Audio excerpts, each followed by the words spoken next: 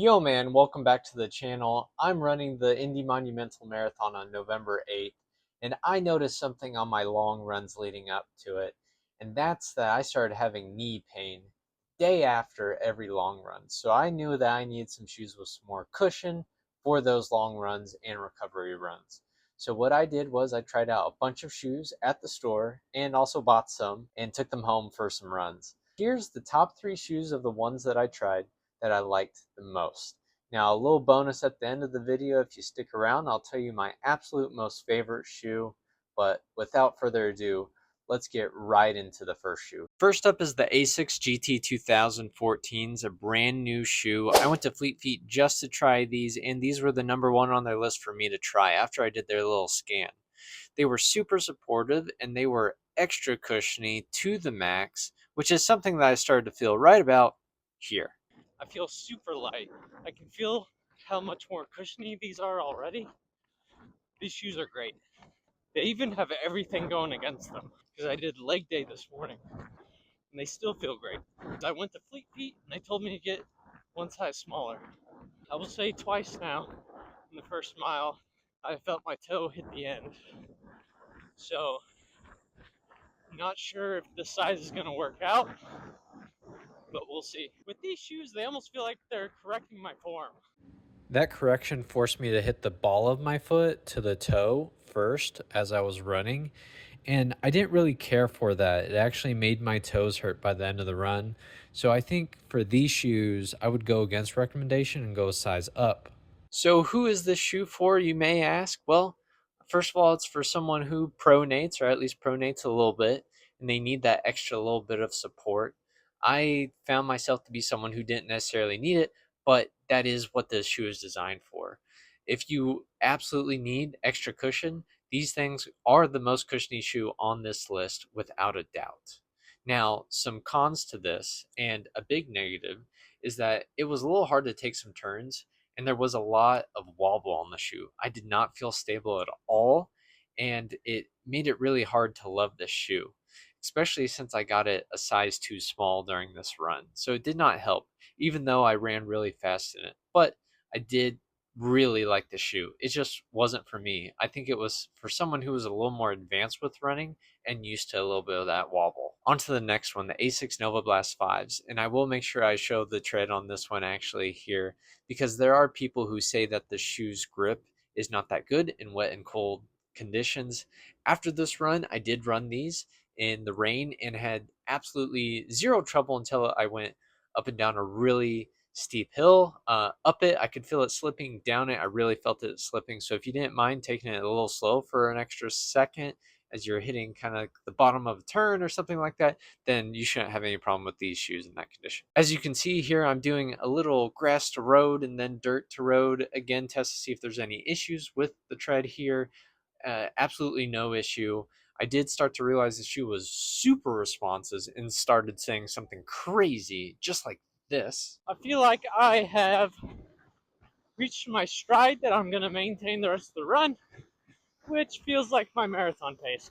Now, obviously, I was being a little overzealous there because there's no way I'm running a marathon at a 6 minute, 40-second per mile pace, but these did really feel good. That's probably a little closer to my half marathon pace, but oh well, I was feeling great. Coming in on the last mile, feeling good.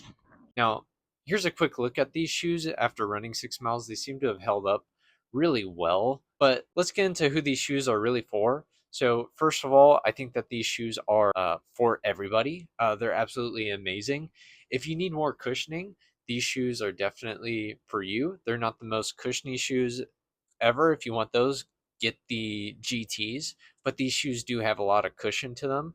If you want to go fast, these shoes are great for that. I felt like I was flying, absolutely flying. If you want to feel stable, these shoes offer stability. I mean, they don't have supports in them to correct or help with pronation or anything like that. I just didn't feel any wobble. That's what I mean by that. These shoes are great for long runs, recovery runs, and they're pretty durable if you ask me, for shoes that have cushion in them. A lot of the time, super cushiony shoes are not that durable. Now, some negatives, the tread on them definitely could be better.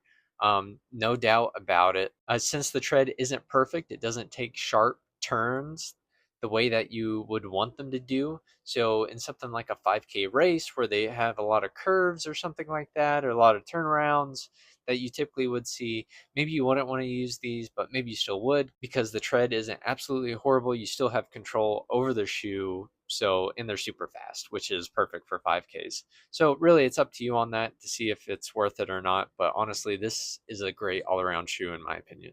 Now, a bonus with that is that going down hills, I felt extremely fast. I did not experience this with any other shoe. I felt like the freaking Flash flying down any hill that you put forth me, which was awesome.